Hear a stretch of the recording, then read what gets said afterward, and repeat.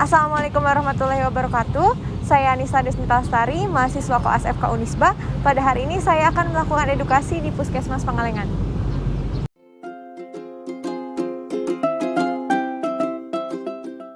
Ya Ibu, jadi saya Anissa ya Bu ya, dari Fakultas Kedokteran Unisba. Hari ini mungkin mau ngasih edukasi sedikit ke Ibu tentang 1000 hari pertama kehidupan.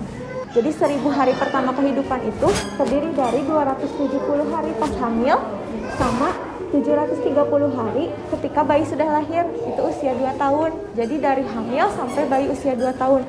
Nah itu tuh kalau misalkan di ini mah jadi itu usia-usia penting untuk kita ngasih nutrisi, kita kasih gizi supaya nanti bayi yang lahir itu akan menjadi bayi yang sehat.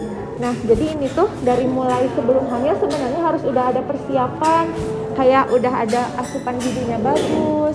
Terus kalau pas kehamilan juga Ibu sering periksa kehamilan sudah berapa kali? Dari pertama hamil, dari usia 2 bulan.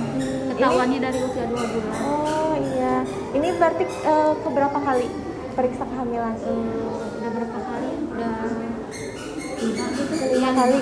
Di sini selalu di sini. Ya, jadi bagus ya Bu ya. Harus diperiksakan kehamilannya supaya tahu gimana sih kondisi bayinya, gimana kondisi ibunya. Nah, terus harus diimunisasi, tetap solid.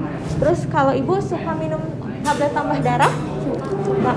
Jadi bagus juga Bu, itu harus diminum terus tablet tambah darah supaya ibunya gak anemia. Karena kalau ibunya anemia, bayinya juga nanti kurang nutrisi gitu. Nah nanti pas persalinan, nifas dan juga menyusui, Ibu harus memberikan bayinya itu nanti ASI eksklusif. Jadi sampai usia 6 bulan itu harus dikasih ASI. Tapi jangan dikasih makanan lain, ASI aja gitu Bu. Jangan dikasih sebisa mungkin ya Bu, yang nggak dikasih susu formula atau suka dikasih makanan lain itu. Yang satu mah saya dikasih susu formula sampai 4 tahun. Tapi dikasih ASI? Iya, dikasih ASI dulu pertamanya. Cuman bayinya ini apa sih nangis terus gitu, nggak kenyang-kenyang. Iya. Jadi sama saya tadi kasih susu itu formula. Jadi selain ASI susu formula juga. Kalau ASInya sampai berapa tahun yang pertama Bu?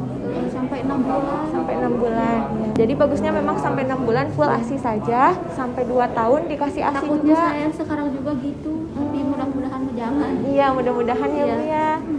Nah, selain ASI juga nanti ketika bayinya lahir dikasih inisiasi menyusui dini. Jadi ketika baru lahir itu kan langsung disusui ya Bu ya. Supaya air susunya juga keluar, bayinya juga dapat kolostrum. Jadi kolostrum itu kandungan di ASI yang pertama banget keluar, itu yang paling bagus gizinya. Jadi harus benar-benar langsung disusui pas ketika melahirkan kayak gitu Bu. Nah nanti juga kalau udah balita jangan lupa ditimbang setiap bulan ke posyandu kayak gitu. Tadi kan udah dibahas ya Bu tentang 4M di COVID. Yang keduanya itu kan tentang masker. Masker yang mana yang paling efektif? Terus gimana sih cara pakai masker yang benar? Kan kadang-kadang suka ada yang hidungnya keluar, kadang-kadang mulutnya kebuka, kan kayak gitu disimpan di leher, itu kan kurang bagus ya Bu ya.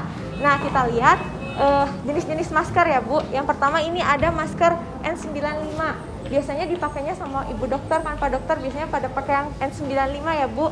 Nah ini efektivitasnya adalah 95 sampai 100%. Jadi benar-benar menyaring partikel sampai yang kecil-kecil. Jadi benar-benar efektif. Cuman dia itu 1 kali pakai. Nah kalau yang kedua itu masker bedah. Sama kayak yang kita pakai ya Bu, ada juga beberapa ibu yang pakai ya masker bedah. Nah ini juga sama 1 kali pakai.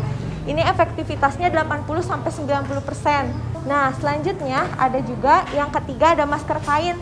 Kalau masker kain yang bagus itu yang 3 lapis, itu lebih bagus. Efektivitasnya adalah 50-70%. Nah tapi kelebihannya berarti masker kain ini bisa dicuci ya Bu. Tapi cucinya juga harus yang baik, dijemur dengan baik, nanti bisa digunakan lagi. Nah boleh mungkin ibu-ibu menggunakan masker kain, tapi nanti dilihat ya apakah 3 lapis atau enggak. Kalau kurang dari 3 lapis kurang efektif kayak gitu. Nah selanjutnya ada masker scuba. Sering ya Bu dilihat di jalan kan ada masker scuba yang kayak gini ya. Itu ternyata tipis banget Bu. Ternyata cuma 0-5% yang partikel yang tersaring. Kita tahu COVID itu katanya kecil banget sampai gak bisa kita lihat.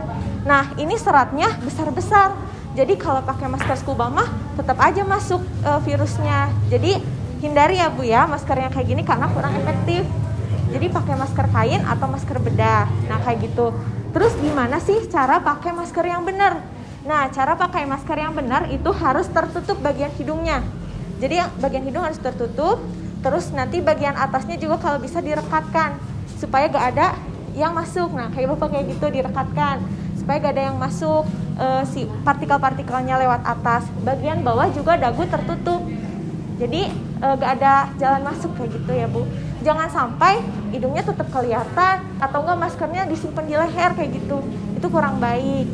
Dan jangan lupa kalau masker bedah setiap 4 jam yang kayak gini harus diganti. Harus ganti pakai masker yang baru. Kalau masker kain jangan lupa dicuci kayak gitu.